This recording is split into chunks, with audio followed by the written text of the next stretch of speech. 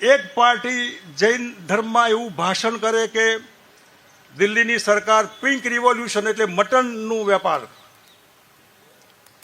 એમાં આખી દુનિયામાં એક્સપોર્ટમાં પિંક રિવોલ્યુશનવાળા આવું મારે જૈનોમાં ભાષણ કરવું કે હામી પાર્ટીવાળા ગાયો કાપવાવાળા છે ત્યાં મત નહીં આપતા. બધા મહારાજ સાહેબો આમ કરી હા. હવે એ પત્યા પછી એ પાર્ટીનું રાજ આવ્યા પછી પિંક રિવોલ્યુશનમાં નંબર 1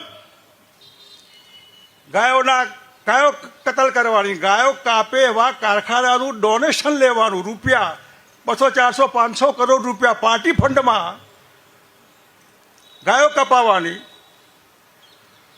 તો જૈનો એ વખત ક્યાં ગયા કે આ ગાયો કઈ ગાયો, ગાય કોંગ્રેસની કે ગાય ભાજપની એવી હોય કે ગાય હોય?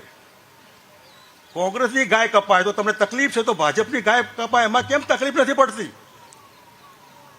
તમે કોને આંધળા થઈને વર્ગી પડ્યા છો? આ વોટ બનાવો છો લોકોને? અહિંસાના પૂજારી હોય તો કહી દો કે એક બી ગાય નહીં કપાવી જોઈએ. તમારે ગાયો કાપવાવાળાના ડોનેશન ન લેવાય.